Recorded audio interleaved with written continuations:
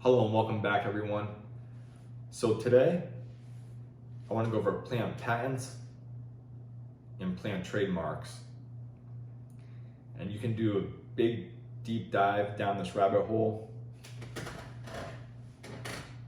but I try to keep it simple. It doesn't matter if you're starting a nursery or not, or if you're looking to sell or not, but I want to show you how convoluted and intentionally deceitful the horticultural industry has gotten. And it's actually a reason why I grow the plants I do, because it's less convoluted growing what I grow.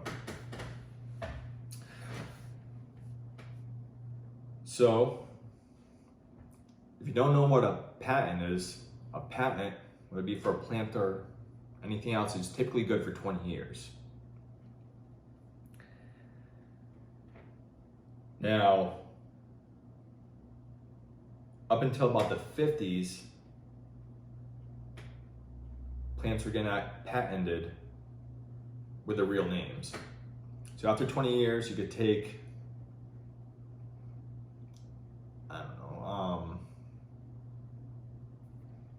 one plant, patents up for 20 years.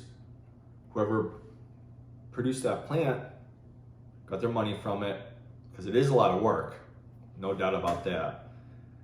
And now you can propagate that plant and sell it under that name. But what happened in the 1950s is really when all this convolution really started. Is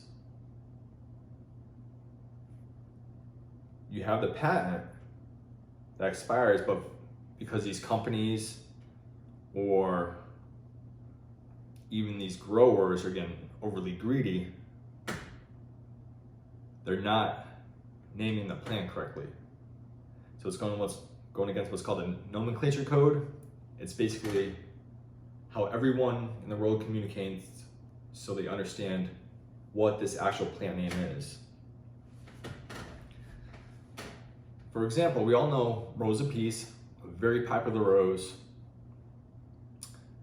However, did you know Rose of Peace, that's the trademark name that came about in the 1950s.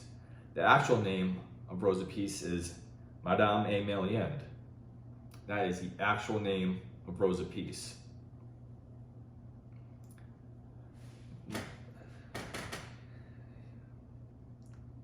And it just convolutes the whole system. It really does.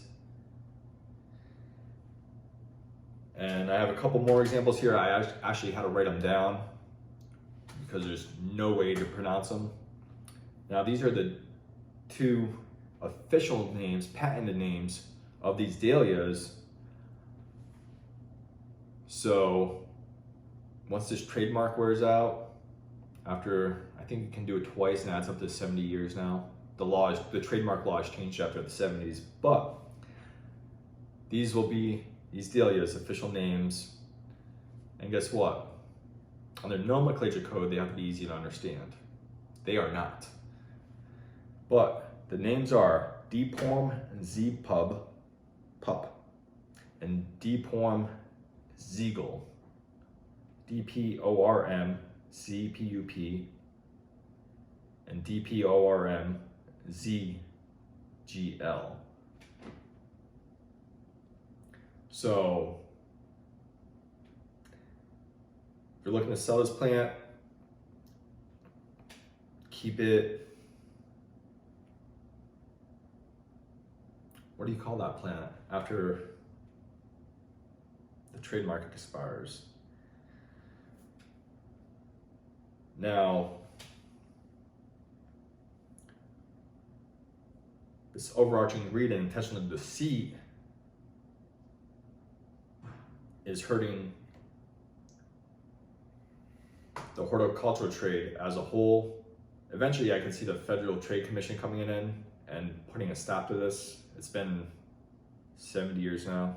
We'll see if they actually do it. There's actually been some lawsuits already throughout the years over these trademarks. But if you're a lawyer if you're a bigger organization, I don't know why, like the American Perennial Association or other ones are putting up with it. Maybe they don't understand as a whole, or they don't care. I don't know. But you would have a good case. You really would. Because the names of plants are supposed to be easy to understand underneath, as far as the nomenclature code goes, that's international. However, I also don't think the patent office, where you register trademarks and patents, truly understands the law themselves. So, if you're ever looking at a plant with a trademark name, it's going to give you something to think about now. That might not be its actual real name. For example, there's another one where, I wrote this down too, but there's, I believe it's dogwoods or something like that. It's one plant, the same exact plant with 3 different names because they're trademark names. That's messed up. So be careful out there as far as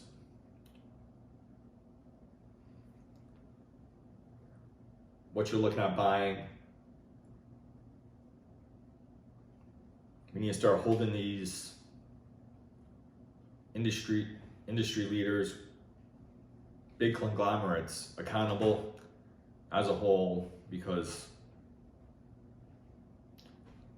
whatever, let's say, rose you buy, dahlia,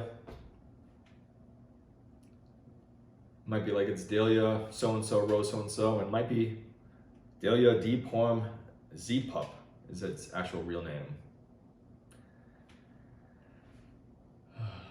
I could just rant on about this, keep going, and dive really, really, really deep, but I just want to make you as gardeners more aware of this crazy nonsense that's just full of intentional deceit and greed. Thanks for joining me, everyone. And until next time, bye-bye.